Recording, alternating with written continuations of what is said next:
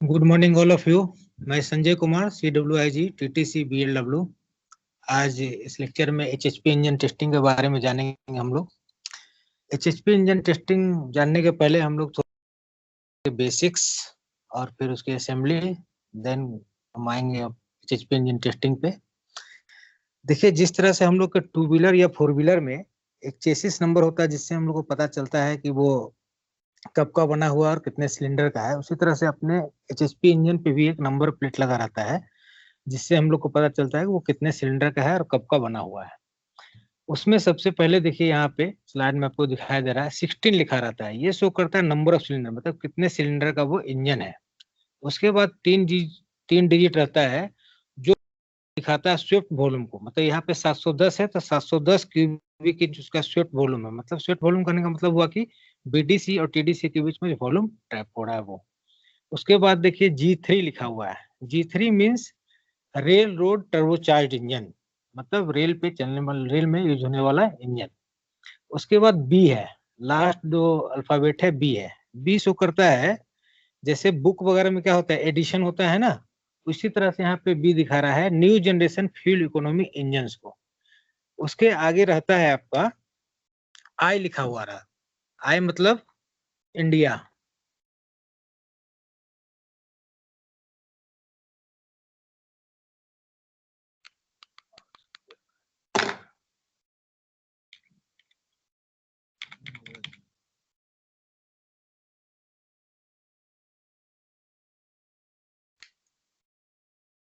यहाँ पे देखिए आई लिखा है, आई मीन्स इंडिया। उसके बाद दो डिजिट जो दिखाता है ईयर ऑफ मैन्युफैक्चरिंग, जैसे अगर वर्तमान में अगर 2020 है तो यहाँ पे 20 लिखा रहेगा। उसके बाद ABC जो लिखा रहेगा वो आपका मंथ को शो करता है। A stands for January, B for February. इसमें आई को हम लोग स्किप कर देते हैं क्योंकि आई शुरू में आप इंडिया के लिए यूज कर चुके हैं। इस तरह से आप यहाँ पे जो भी मंथ चलते रहेगा उसका अल्फाबेट डाल देंगे, और लास्ट का जो डिजिट रहता है वो आपका शो करता है सीरियल नंबर ऑफ BLW में HHP इंजन नंबर। जैसे मान लीजिए अभी वर्तमान में 2620 सीरियल नंबर का अगर HHP इंजन BLW में बन रहा है तो यहाँ पे लिखा रहेगा 2620। ठीक है, इस तरह से आपका आइडेंटिफिकेशन प्लेट का ये आपका नोमेनक्लेचर है। अब देखिए, हम लोग बेसिक्स में ये जानते हैं, जिस इंड पे ये देखिए आपका टर्बो चार्जर है, जिस इंड पे टर्बो चार्जर लगा रहता है उसको टर्बो इंड बोलते हैं। और इसी इंड पे यहाँ पे जो आप कपलिंग डिस्क देख रहे हैं उसके ऊपर अल्टरनेटर की माउंटिंग होती है, इसलिए इसको अल्टरनेटर इंड भी बोलते हैं।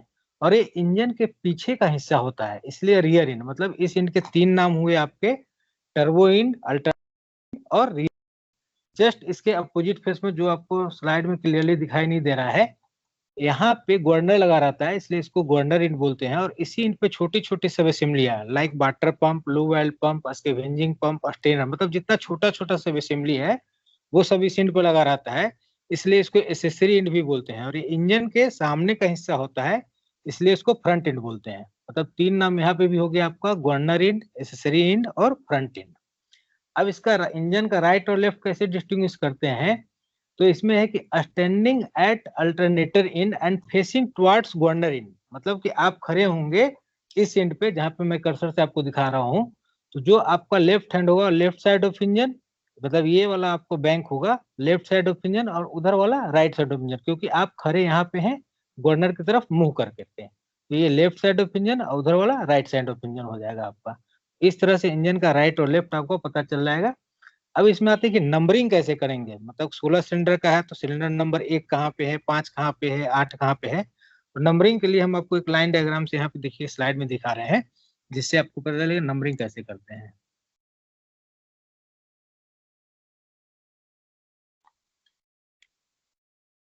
ये देखिए यहाँ पे ये रियर इन लिखा हुआ है, दैट मीन्स कि अल्टरनेटर इन जो हमने आपसे चर्चा किया था, अल्टरनेटर या टर्बो इन। यहाँ पे फ्रंट इन मतलब गवर्नर इन या एसेसरी इन। और आप खड़े हैं यहाँ पे, तो आपका राइट साइड इधर आएगा, तो राइट बैंक ये हो गया और लेफ्ट बैंक ये हो गया।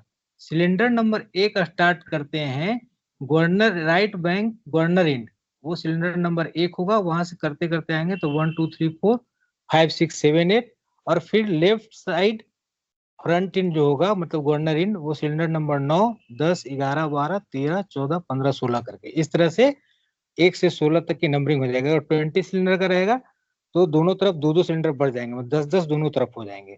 इसमें एक और टर्म आता है आपका फायरिंग ऑर्डर। फायरिंग ऑर्डर जानने के पहले थोड़ा सा जानते हैं 4 स्ट्रोक और 2 स्ट्रोक इंजन के बारे में। जैसा कि आप लोग को मालूम होगा कि 4 स्ट्रोक इंजन में क्या होता है कि एक साइकिल कंप्लीट करने के लिए क्रैंकशाफ्ट 2 चक्कर लगाता है।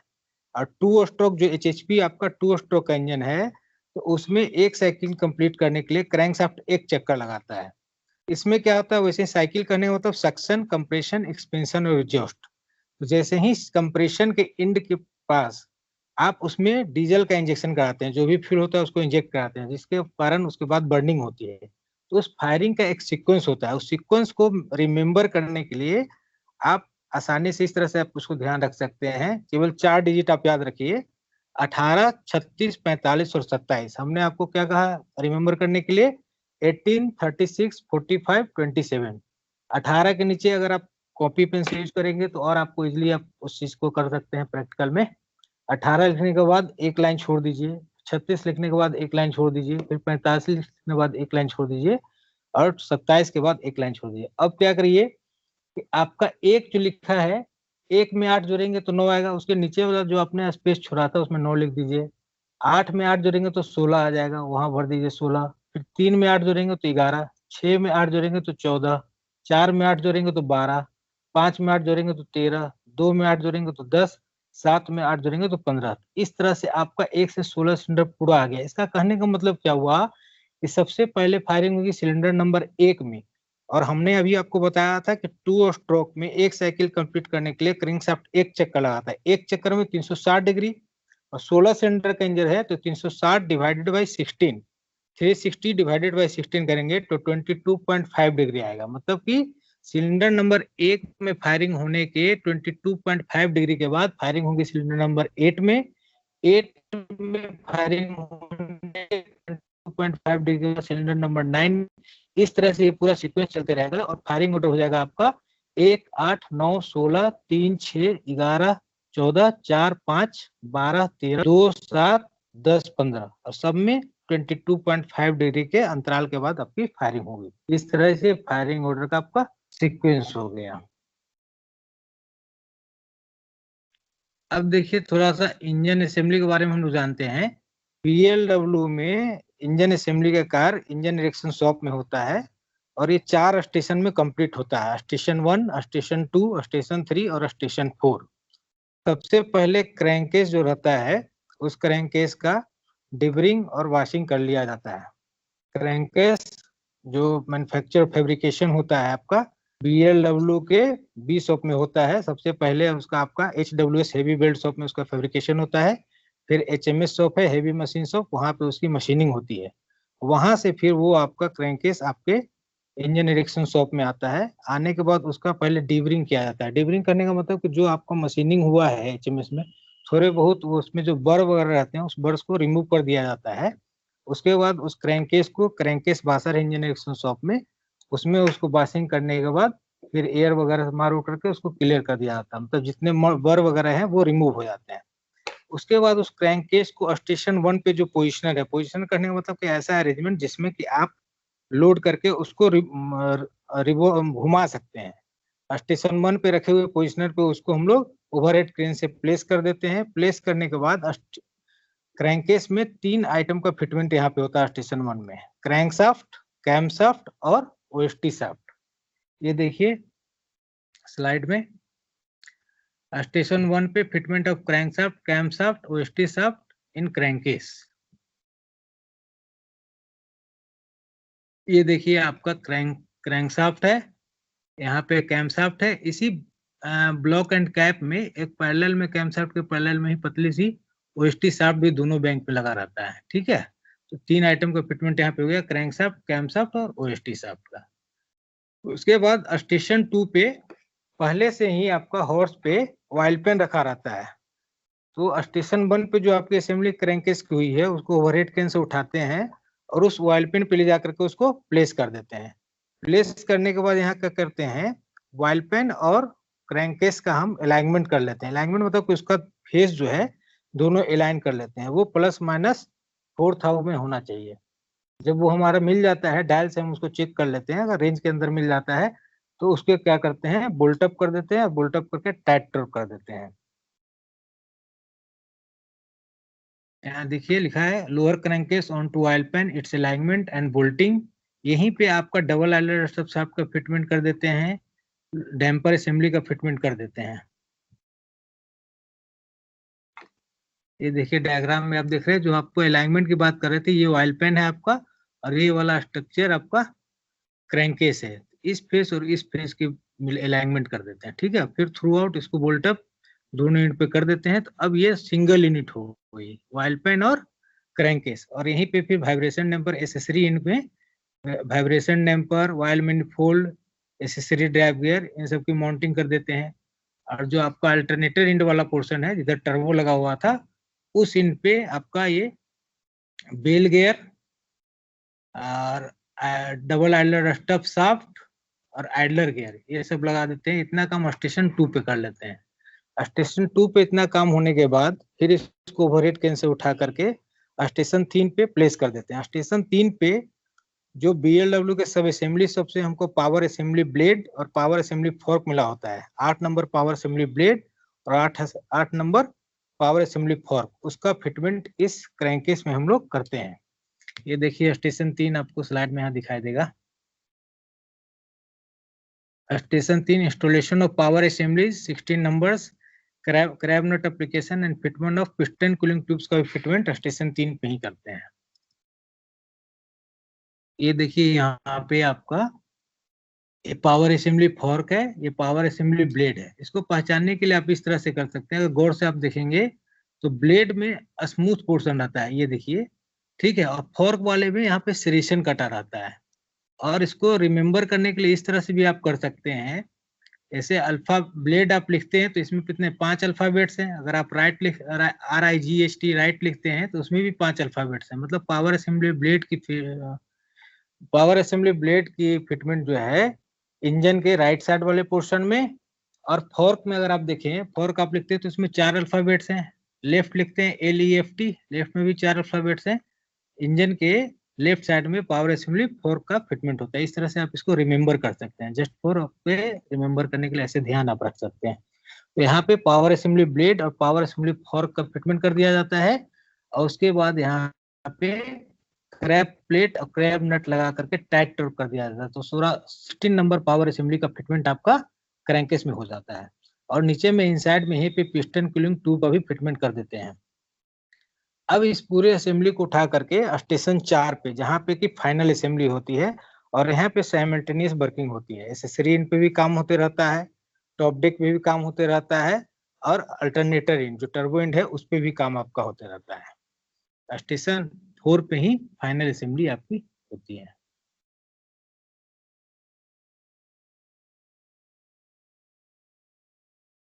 यदि station 4 activities are completed into 3 sub stages: accessory in installation of accessory drive housing, low oil strainer, low oil pump, main and scavenging, water pump, OST housing, governor, engine coupling disc.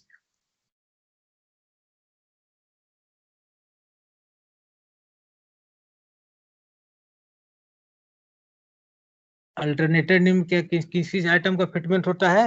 Installation of cam housing, clutch drive gear, cam gear, ring gear and coupling disc, turbo charger, turbo soak back pump, air duct, after cooler core, wire separator, ejector assembly and rocker arm injector, और valve timing का काम यहाँ पे करते हैं alternator इन पे। Top deck पे क्या करते हैं? Installation of control shaft, head frame assembly, rocker arm injector और रॉकर आर्म एग्जॉस्ट और एग्जॉस्ट मैनिफोल्ड का फिटमेंट करते हैं। ये देखिए आपका एसेसरी एंड है, ये आइटम आपका गवर्नर है, ये OST हाउसिंग है, वाटर 2 नंबर वाटर पंप इसमें लगे होते हैं। यहाँ पे देखिए आपका दिखाई दे रहा है, ये मेन लूब ऑयल पंप है, ये स्कैवेंजिंग पंप है, ये इंजन कपलिंग डिस्क, ये lube oil strainer. Alternator end पे टर्बो चार्जर, ये एयर डक्ट है 2 नंबर, इसके अंदर आफ्टर कूलर कोर का फिटमेंट होता है, ये आपका कपलिंग डिस्क, और ये ऊपर में रिंग गियर। यहीं पे स्टार्टर मोटर लगा रहता है जो इनिशियल ड्राइव आपका देता है रिंग गियर को। ये आप जो दो दो नंबर यहाँ पे आपका लगा रहता है air starter motor. Top deck पे आपका यहाँ कवर्ड है, इसके अंदर में आपका control shaft, fuel manifold, rocker arm injector, rocker arm exhaust, और फिर ये हेड फ्रेम कवर है जो ब्लैक कलर का आपको दिखाई दे रहा है, और ऊपर में एग्जॉस्ट गैसेज जो निकलता है उसके लिए एग्जॉस्ट मैनिफोल्ड है। ठीक है, एग्जॉस्ट मैनिफोल्ड। इतना काम होने के बाद आपका इंजन असेंबली का काम पूरा हो जाता है। जब पूरा इंजन असेंबल हो जाता है तो वो टेस्टिंग के लिए इंजन टेस्टिंग शॉप में जाता है। यहाँ पे इंजन टेस्टिंग शॉप में आजकल टेस्ट बेड के पहले ही दो टेस्ट हम लोग कर लेते हैं, वाटर सर्किट टेस्ट और fuel oil circuit test.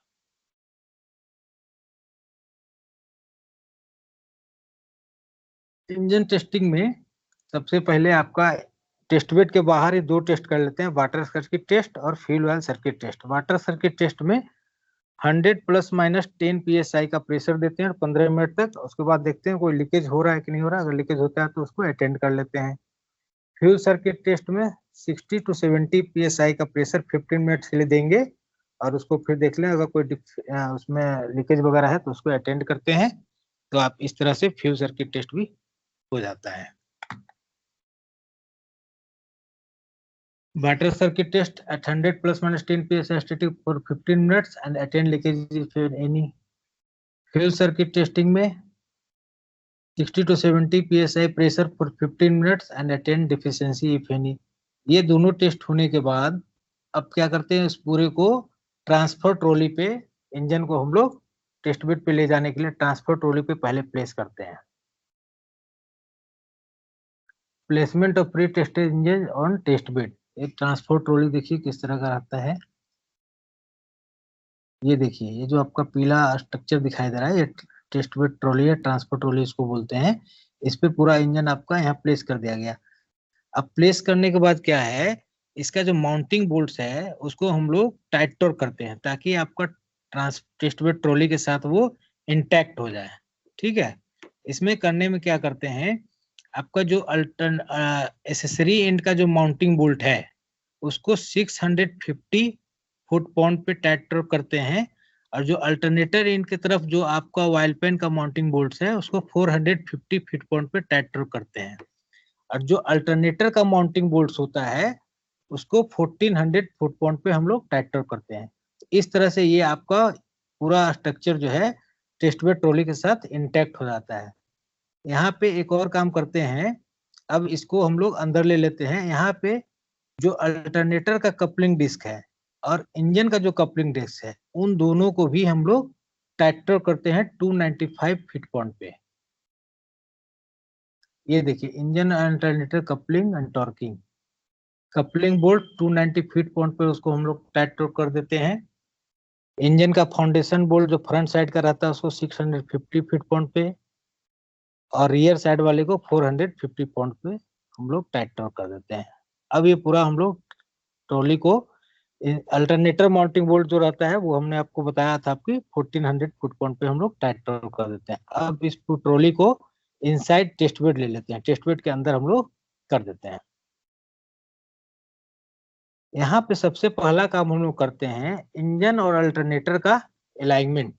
Engine और अल्टरनेटर का अलाइनमेंट करने में सबसे महत्वपूर्ण है यहाँ पे चेकिंग उसका रेडियल अलाइनमेंट और एंगुलर अलाइनमेंट। रेडियल अलाइनमेंट जो है प्लस माइनस 20,000 के अंदर होना चाहिए, और एंगुलर अलाइनमेंट प्लस माइनस 10,000 के अंतर्गत आपका होना चाहिए।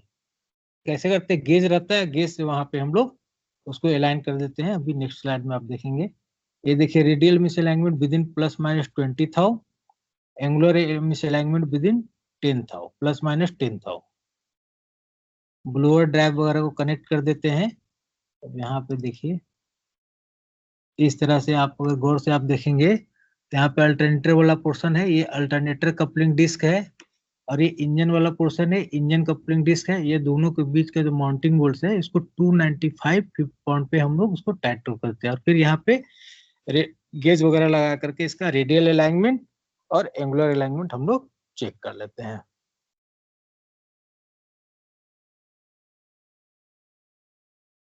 ठीक है, अब इसके बाद टेस्ट बेड कनेक्शन कर देते हैं। मतलब टेस्ट बेड कनेक्शन करने का मतलब है कि जितनी फ्यूल होजेज हैं, वाटर होजेज हैं, ल्यूब ऑयल होजेज हैं, सारे होजेज का यहाँ पे कनेक्शन हम लोग कर देते हैं।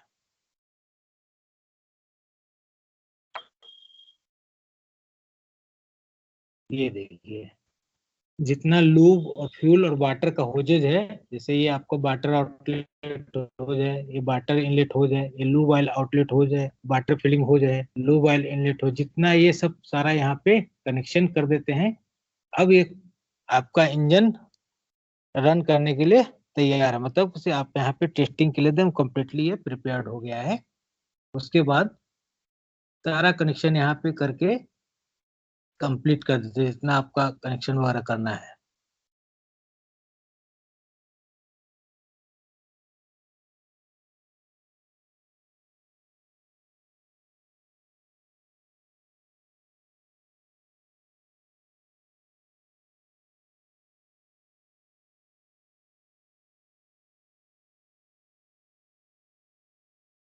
अब यहाँ पे लू वाइल सर्किट टेस्टिंग करते हैं। लू वाइल सर्किट टेस्ट करने के लिए वाइल पेन में सबसे पहले RR606 mg हम लोग उसमें वाइल पेन में भर देते हैं। भर देने के बाद उसको क्या करते हैं, इंजन को चलाते हैं।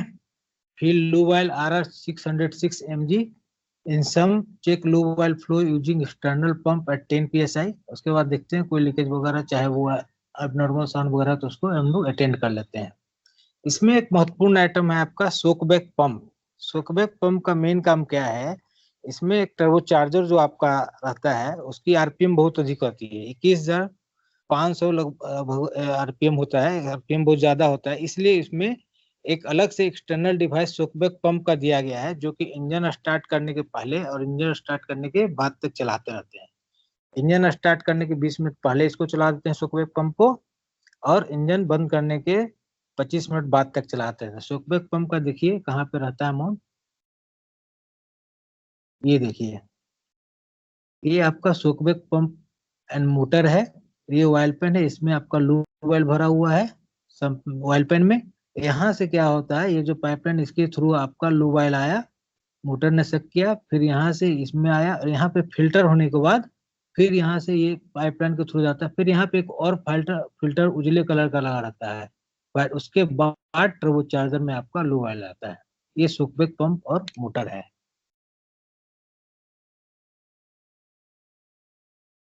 फिर इसमें गवर्नर में ऑयल भर देते हैं जितने रिक्वायर्ड लेवल तक, सर्वो प्राइप 57। अब इंजन को फर्स्ट नॉच पे विदाउट लोड 10 मिनट तक चलाते हैं। विजुअली हम लोग इंस्पेक्ट करते हैं, कोई नॉर्मल साउंड वगैरह आया तो उसको फिर हम लोग देख लेते हैं। अब इंजन को रेटेड नोच पे, रेटेड लोड पे के लिए फर्स्ट टू 8 नोच तक उसको चलाते हैं, और जो भी लोड और पैरामीटर्स है उसको हम लोग रिकॉर्ड करते जाते हैं। वहां पे इंजन टेस्टिंग रूम में एक कंट्रोल पैनल टाइप का है, वहां पे सुपरवाइजर बैठे रहते हैं, वो अपना कंप्यूटर पे मॉनिटर करते रहते हैं, डाटा कितना कितना आ रहा है उसको अपना वो देखते रहते हैं।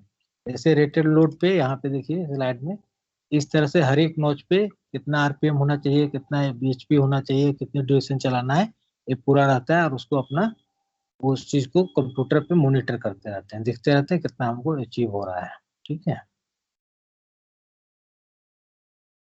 पैरामीटर, सारे पैरामीटर्स में यहाँ पे कंप्यूटर पे आते रहते हैं, उसको रिकॉर्ड किया जाता है।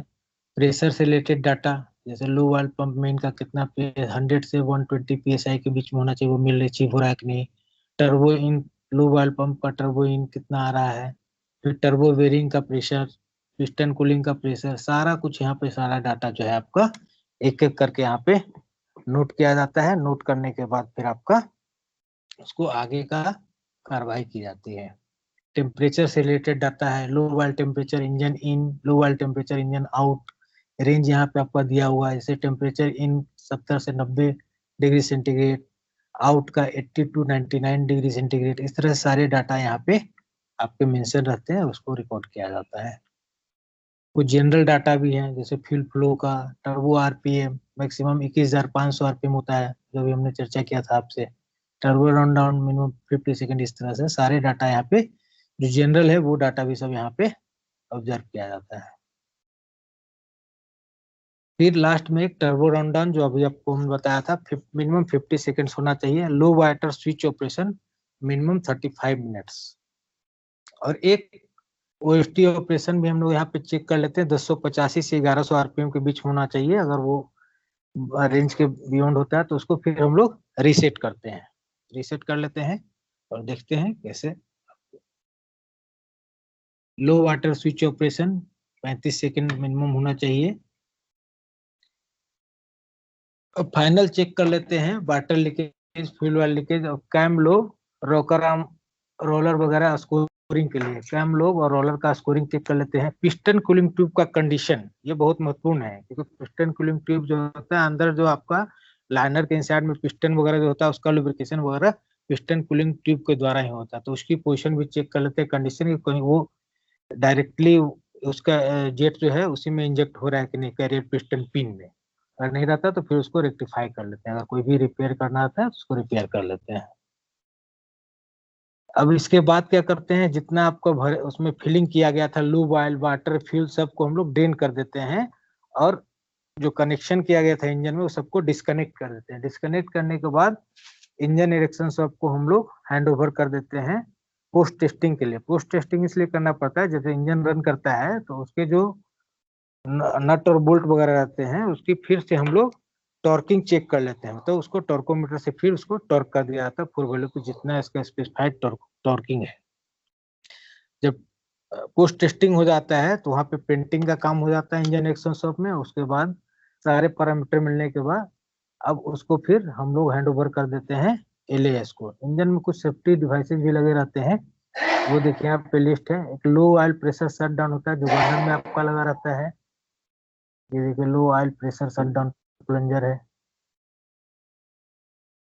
फिर आपका low water and crankcase pressure detector assembly, जो डिटेक्टर असेंबली वाला रहता है, इसको ईपीडी भी बोलते हैं। ये देखिए डिटेक्टर असेंबली आपका है, low water and crankcase pressure detector assembly. फिर ओवर स्पीड कंट्रोल, जो आपको हमने ओएसटी असेंबली में बताया था कि 285 से 1100 आरपीएम होना चाहिए, वो ओएसटी असेंबली ये भी सेफ्टी डिवाइस में है। If engine speed increases beyond a specified limit, the over speed mechanism will shut down the engine, tripping the 1085 to 1100 RPM। यहाँ पे उसको सब इस तरह से एडजस्ट कर देते हैं। एक हॉट ऑयल शट डाउन भी आपका जो है इंजन का सेफ्टी डिवाइस है, थर्मोस्टेटिक वाल्व। ये देखिए यहाँ पे आपका हॉट ऑयल थर्मोस्टेटिक वाल्व है। रेंज यहाँ टेम्परेचर का दिया हुआ है। ठीक है, okay, thank you very much.